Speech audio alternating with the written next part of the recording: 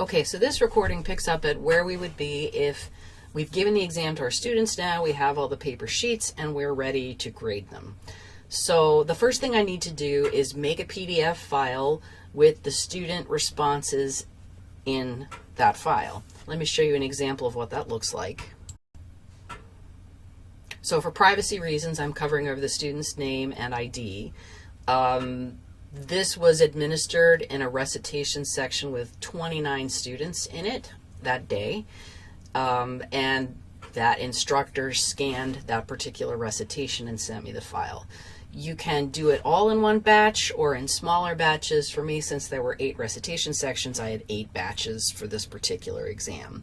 The student hand wrote or printed their name, and then they wrote their student ID in, hand wrote their student ID in as well, and it actually doesn't matter whether or not they put the M in, the computer is able to figure out who they are from that information. Let me pause again. And if it can't figure out who it is, the process of assigning it to a student is not awful. Okay, so now I am in Manage Scans, and I am going to select that PDF file.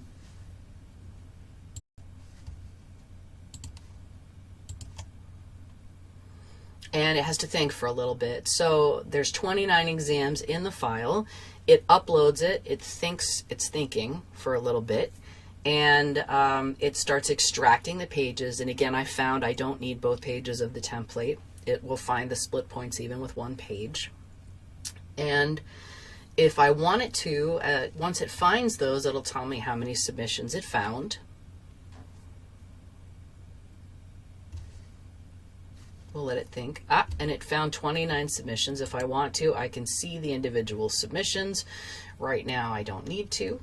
And now I'm going to click onward to Managing Submissions. So at this point, there are a bunch of students on the roster who weren't there that day. So only 3.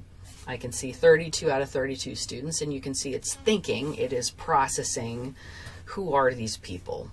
And this is the magic of Gradescope, where it reads your student's handwriting and makes sense out of it.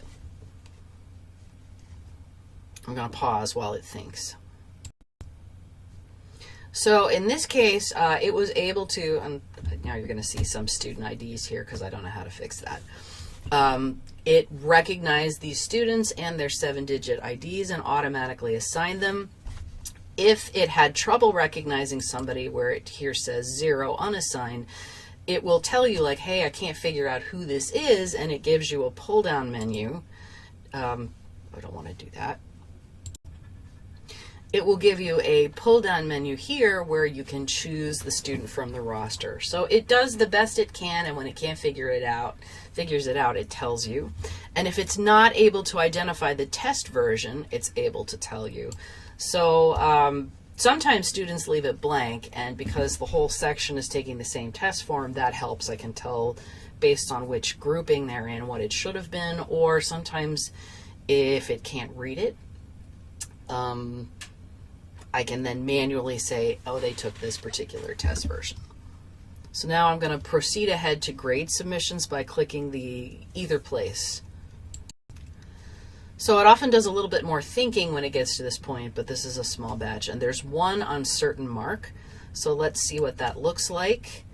It seems like for this particular student, it thinks it wanted version C, but there's some dust on version B. If I hit this view page, it will show me the entire student's test form, and then I can zoom in to see for that particular question a closer look of whatever it is.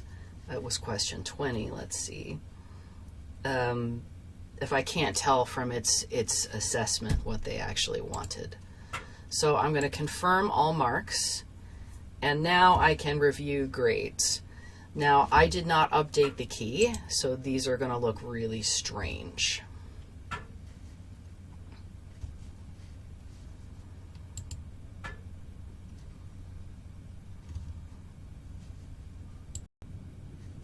So on this particular page, I can see which students have scores, and then at the bottom it has these 3 students who had to take a makeup exam, or maybe they were not in this particular batch because they took it with OSA.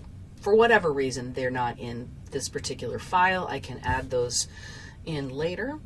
And it tells you what the stats are on this, which is a whole separate thing, but you can start evaluating the quality of your questions and getting into the statistics of it from this particular page. Okay, and so from there you can choose to publish the grades, which I don't want students looking at it on Gradescope. I prefer to show that on Blackboard, so I don't have a column automatically set up to go to Blackboard. It is possible to do that, I think. I just don't know how. I do everything on Gradescope, and then I manually move the grades over to Blackboard so that I control what they see and when they see it. And that's it.